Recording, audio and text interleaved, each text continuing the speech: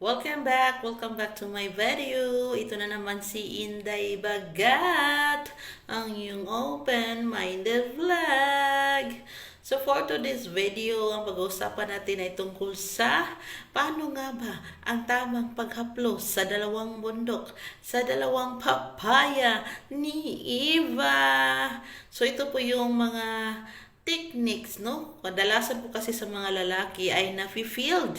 Dito kayo bumabagsak ang ratings tudong dahil hindi po lahat ng mga lalaki ay marunong sa tinatawag nating tamang paghaplos. So, dito po kayo bagsak, no? So, kailangan yung makinig na mabuti sa video na to. So, kung ikaw po ay maselan sa mga topic na ito at hindi po to angkop sa iyong panlasa, mag-skip the video ka na lang po. Dahil ang video na to ay para lamang sa mga taong bukas ang isipan, may jowa, may kalabing-labing sa buhay, may karelasyon. Kung wala ka po, mag-skip the video ka na lang, no?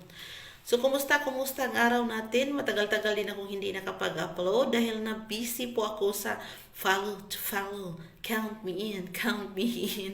No, nabaliw ako dyan ay nahuhumaling ako sa mga ganyan. So, kung hindi nyo alam, magpunta lang kayo doon sa aking FB page, Inday Bagat. At i-follow nyo ako doon. At mag-message kayo kung ano yung gustong yung message, no, kay Inday Bagat na sobra ka tabatchoy.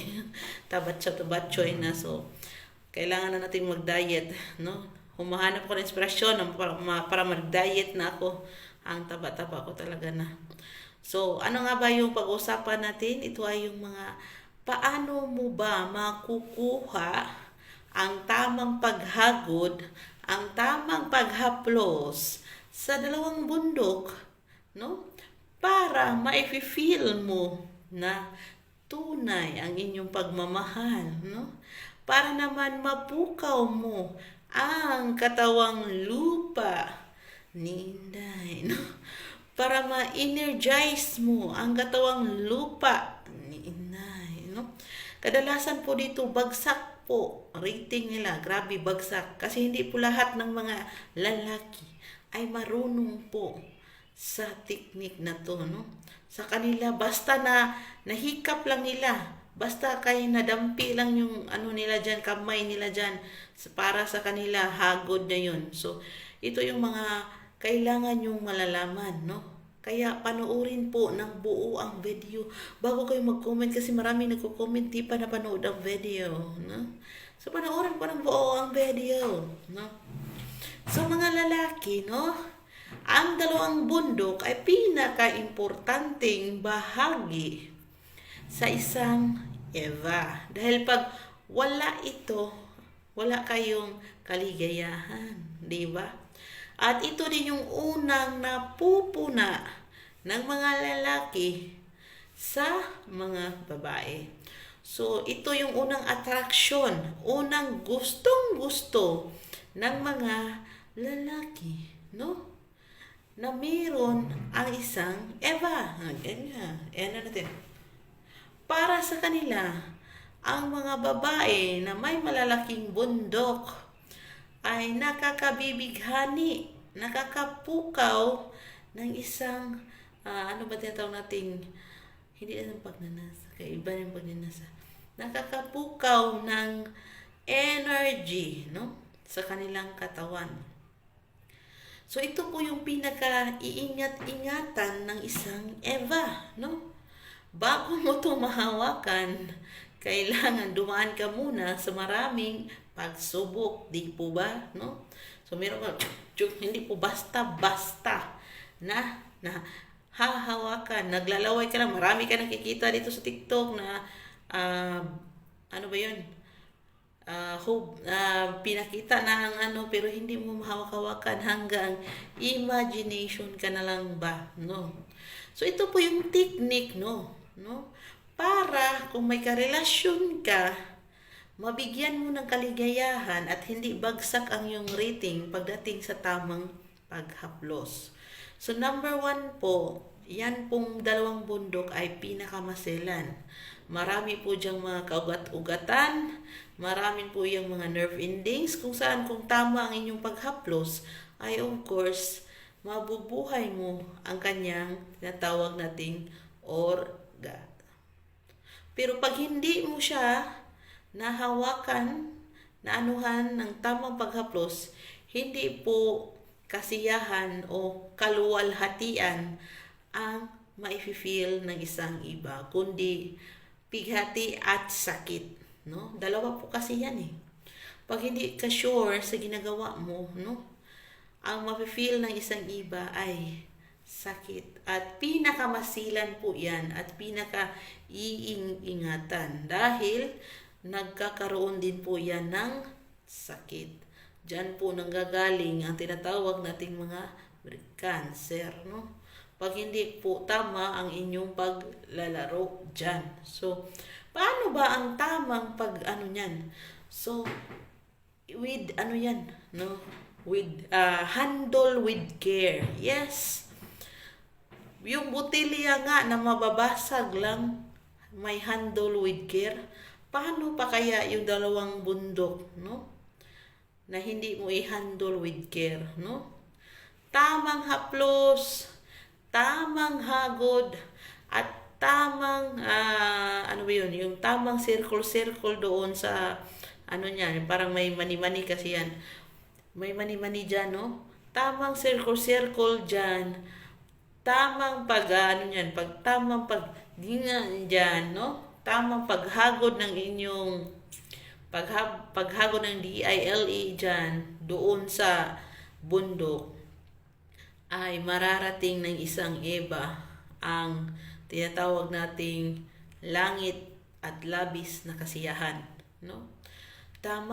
Kasi may iba kasi na para ba silang nakahagod na sa nagmamasa, bikir kayo na kung makamasa kayo wagas, ano ba yung pinamasa ninyo, no? Kaya imbis na yung babae ay naanuhan, nasasaktan, no? Pero hindi nila pinapahalata. Lalo na sobrang gaspang ng kamay mo, dudong, no? Sobrang gaspang ng kamay mo. Tapos kung makahagod ka pa wagas, parang hindi ka pinainom ng gatas na parang hindi ka pinainom ng gatas na uhaw ka, no? Parang hindi ka nakatikim ng gatas, hindi ka nakatikim ng tubig for how many days. Kaya kung makasubo ka, kaya kung makahaplos ka, grabe. Sayong-sayo din naman yan, no? Sayong-sayo din naman yan kung loyal ang isang iba sa'yo. So, kailangan mong i-handle with care. Huwag po basta-basta na pag nahawakan mo, puk, puk, puk, dinadakma-dakma mo na, no? Kailangan with handle care. Haplusin ng pinakadahan-dahan. I-circulate mo ng dahan-dahan. Pindutin mo ng dahan-dahan. No? Yan po ang tamang paghaplos. At hindi po yung dadakmahin mo lang. Isusubo mo na agad. Tapos, minsan nakagat mo pa yung utong. No? Nakagat nyo pa yung utong. Kawawa naman si Inday. So, paano niya ma-feel? No? Ang gaspang-gaspang pa ng kamay ninyo. Of course, magaspang naman talaga ang kamay ng lalaki. Kasi nga, nagtatrabaho sila, no? Pero, kahit magaspang yung kamay nyo, kailangan, marunong kayong na magdala ng kamay ninyo. Marunong kayong maghaplos, no? Yung i-feel ninyo, yung parang idampi ninyo, na may technique kayo na, parang ano to na haplos, parang magic, no? Parang magic siya na ang gaan ng kamay mo. Hindi yung parang, ano ba to? Para ka nang hindi ka nakainom ng gatas for how many years, no? Dakmal ka ng dakmal. Parang nakipag-fight ka na slowly but surely. Yun ang gusto namin iparating, no? Kasi the more na mabugbog po yan, no? Namukos niya. Mabugbog po yan. The more po na magkaroon po yan ng tendency na magkasakit po si iba. Magkaroon po ng cancer. So, iwasan nyo po. Handle with care dahil hindi lang po kayo ang magiging beneficiary. No? Pagdating ng panahon, pati ang future nyo na anak, siya din, no? Kung ipasuso ninyo, no? Pero kung hindi, Of course, sa'yo nila lahat. Wala nang mga agaw sa'yo na lahat yan, no? So, yan muna ang ating tips, no? So, see you sa next video. Slowly but surely, konting daplis, konting circle, at konting no? Pinaka-importante po yung paglaro ng utong doon. Kailangan marunong kayo dahil doon po, no? Nakasalalay ang lahat. Nakasalalay ang kuryente na dadaloy sa buong katawan ng isang iba, no? So yan muna, sana may nakuha kan kunting tips dito.